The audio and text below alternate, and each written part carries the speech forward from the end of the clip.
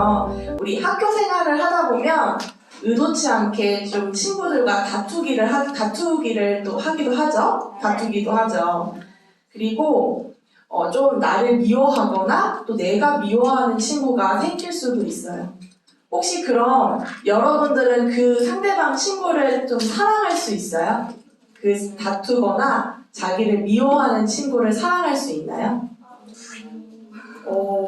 질문에 아주 명쾌하게 네라고 말할 수 있는 친구는 사실 없어요. 선생님도 마찬가지예요.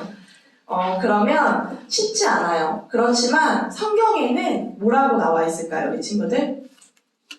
내 이웃을 내 자신과 같이 사랑하라 라고 하나님께서 말씀으로 알려주고 계세요. 나를 사랑해주고 나한테 이렇게 친절을 좀 베풀고 나랑 가까운 친구들을 사랑하는 거는 어렵지 않고 쉽게 잘 할 수 있어요. 하지만 나랑 너무 사이가 안 좋고 다투기도 하고 하는 친구에게 그렇게 사랑을 베푸는 일은 너무나도 어려운 일일 거예요. 그래서 오늘 우리 이 도입부를 가지고 우리 함께 나눌 말씀은 제목 뭐라고 읽어볼까요? 우리 한번? 선한 사마리아인. 네, 맞습니다. 우리 아까 그 얘기를 가지고 선한 사마리아인이라는 말씀을 가지고 우리 오늘 이야기를 나누려고 합니다. 강도를 만난 어떤 유대인이 오늘 말씀에 나오게 되는데 그 유대인을 향해서 세 사람은 어떻게 행동을 하는가 우리가 그것을 보면서 나의 진정한 이웃은 누구일까? 내 진짜 친구는 누구일까? 한번 생각해보는 시간이 되기를 바랍니다. 우리 오늘 성경 말씀에 율법학자가 나와요. 그쵸? 율법사가 나와서 예수님께 질문을 합니다. 혹시 뭐라고 질문을 하죠, 우리 친구들? 영원한 생명. 맞아요. 선생님이요, 내가 무엇을 하여야 영원한 생명을 얻을 수 있습니까? 이렇게 예수님을 시험하려고 질문을 하기 시작했어요. 25절에 이렇게 나와 있는데 율법박사 마음속에는 그 예수님이 율법대로 과연 말하지 않으면 율법대로 말하지 않았으니까 이렇게 예수님을 비난하려는 마음으로 이 질문을 던지게 되었어요. 그런데 예수님께서는 지혜롭게 이 율법 박사가 스스로 그 질문에 대답을 할 수 있게끔 얘기하시죠. 26절에 어떻게 나와 있을까요, 우리 친구들? 그분께서 그에게 이르시되 율법에 무엇라고 기록되어 있느냐 내가 어떻게 읽느냐. 네, 감사합니다. 예수님께서 지혜롭게 율법 박사 스스로 율법에 무엇라고 기록이 되어 있느냐라고 예수님께서 물어보시고 너는 어떻게 읽느냐라고 물어보셨어요. 그래서 그 율법 박사는 선생님이요, 내가 무엇을 하여 영원한 생명을 얻을 수 있습니까? 라는 질문에 자기가 이제 스스로 답을 하게 되었죠. 그래서 그는 내 마음을 다하고 내 혼을 다하고 힘을 다하고 생각을 다해서 주 내 하나님을 사랑하고 내 이웃을 내 자신과 같이 사랑하라 라고 기록이 되어 있습니다 라고 이야기했어요. 그래서 예수님께서 뭐라고 얘기하시죠? 네, 28절 말씀처럼 예수님께서 그에게 너가 옳게 대답하였다. 이것을 행하라. 그리하면 너가 살리라 라고 얘기하셨어요. 그러면 너는 내 마음을 다하고 내 혼을 다하고 힘을 다하고 생각을 다해서 내 하나님을 사랑하고 내 이웃을 사랑하라 라는 이 말씀을 하면 영원한 생명을 얻을 수 있다라고 말씀하신 그 예수님의 대답의 의미가 무엇일지 우리 한번 오늘 말씀으로 볼게요. 먼저 우리 아까 처음에 선생님이 도입부에서 얘기했던 것처럼 나를 싫어하는 친구를 사랑할 수 있는 사람이 있을까요? 그쵸. 선생님도 네, 없어요. 아무도 없어요. 선생님도 포함하여. 그럼 우리는 율법을 지키지 못했으니까 다 구원을 받을 수 없을까요? 아니에요. 맞아요. 우리 율법은 우리 구원을 결정짓는 기준이 아니라 우리의 죄를 알려주는 거울과도 같아요. 그래서 율법을 지키면 구원을 받고 율법을 지키지 않으면 구원을 못 받는다. 이렇게 하면 구원을 받을 사람이 있을까요? 이 세상에는 구원을 받을 사람이 없을 거예요. 내 자신은 선생님 스스로 내 자신은 원수를 사랑할 수 없지만 하나님을 사랑하고 두려워하면 원수도 사랑할 수 있는 긍휼의 마음을 하나님께서 주시는 거예요. 우리가 그런 마음이 생기는 거예요. 아무리 오늘 나왔던 그 율법 박사가 그 말씀을 줄줄 외우고 암송을 한다고 하더라도 그런 마음이 그 사람 마음속에 없으면 하나님의 마음을 놓치고 있다는 거예요. 그러면 우리 율법 박사는 예수님의 좀 대답을 듣고 아마 나름대로 나는 율법도 좀 잘 지키고 나름대로 선한 생활을 하면서 사람들을 잘 이렇게 정직하게 살아왔는데 라고 확신을 좀 가졌을지도 몰라요. 그러면서 예수님께 질문을 합니다. 뭐라고 질문을 하냐면 그럼 내 이웃이 누구입니까? 라고 오늘 말씀에서 예수님께 질문을 하죠. 이 질문은 굉장히 중요한 질문이에요. 우리 여러분들은 예수님을 사랑하나요? 네. 확신에 차서 또 고개를 끄덕이고 말씀해준 친구가 있어요. 맞아요. 선생님도 예수님을 사랑해요. 그런데 우리가 사랑하는 예수님께서 우리에게 말씀하시고 명령하신 게 있어요. 오늘 말씀처럼 내 이웃을 내 몸과 같이 사랑하라. 그러면 여러분의 과연 이웃, 여러분의 친구는 과연 누구일지 오늘 말씀을 통해서 한번 깊게 들어가 보도록 할게요.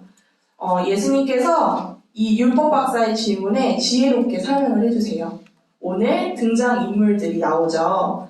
오늘 강도를 만난 사람이 있고 그 유대인을 대하는 세 사람의 이야기가 나옵니다.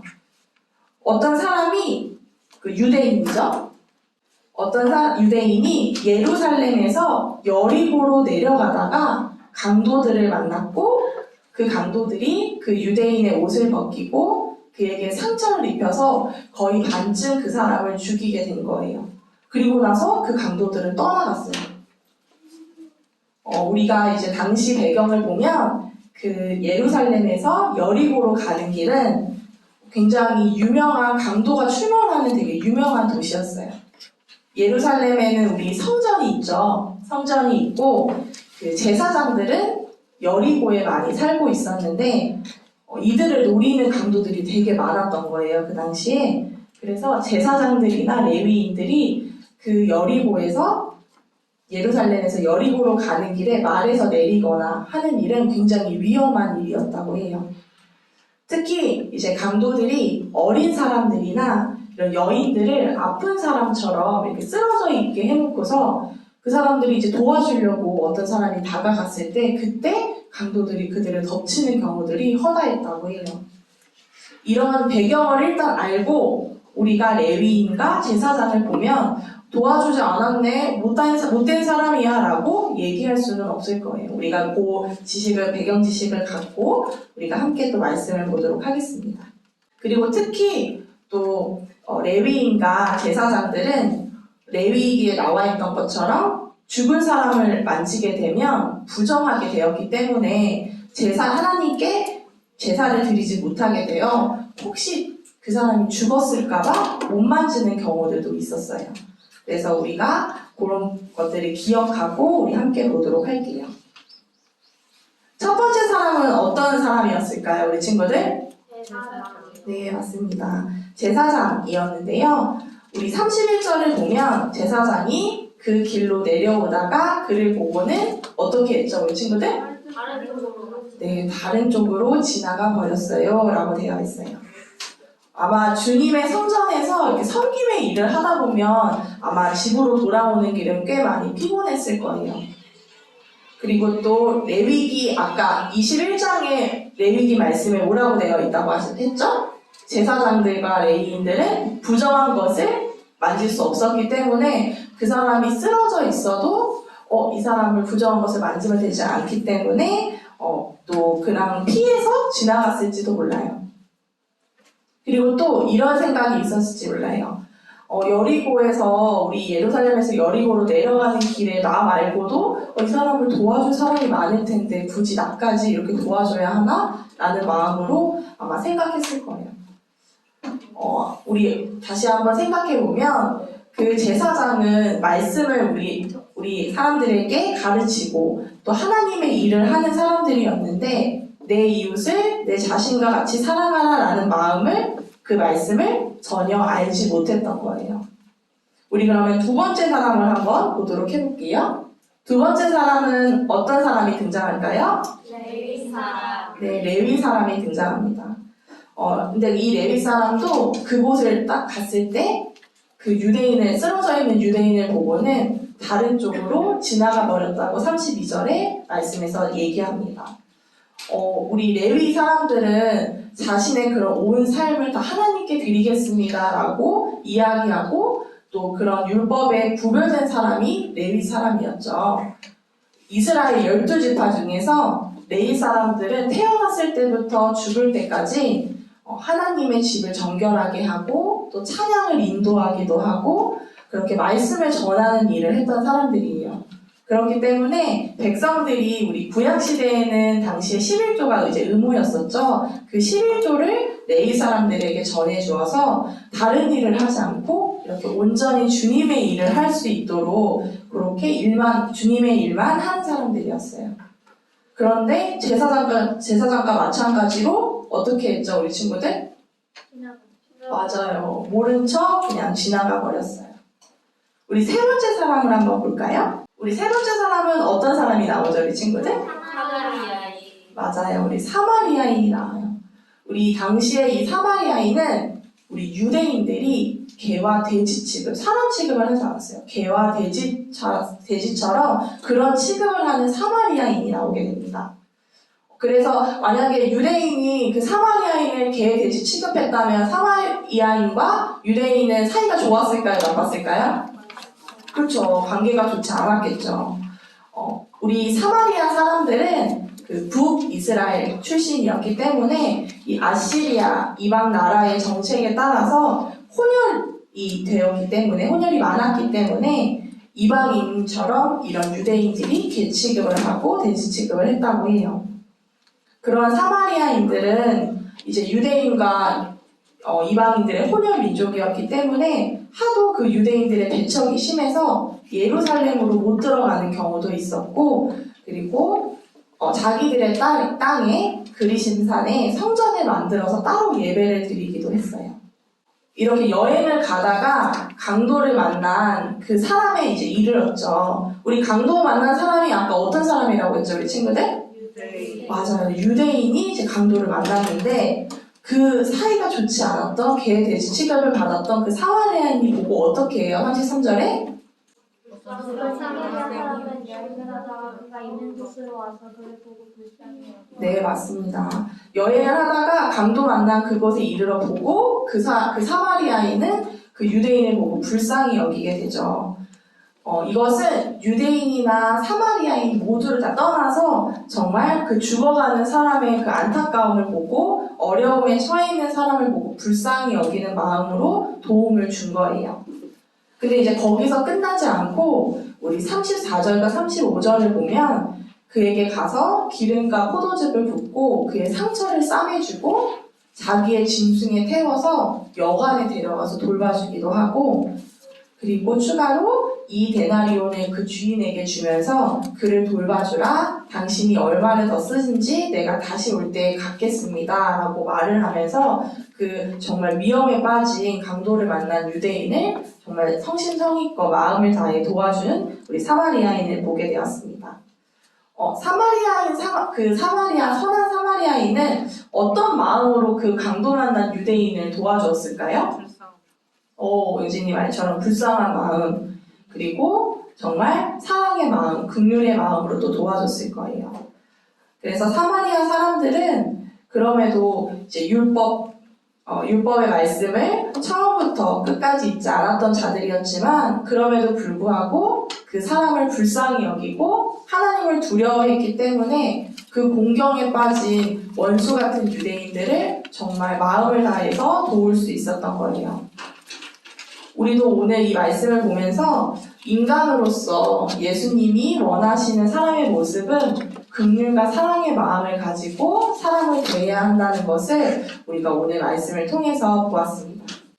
이때 당시에 유대인들, 우리 아까 유대인들 얘기했었죠. 유대인들은 아침 저녁으로 말씀을 암송을 하면서 다녔대요. 그 말씀을 선생님이 한번 읽어줄게요. 신명기 6장 4절에서 5절 말씀인데요.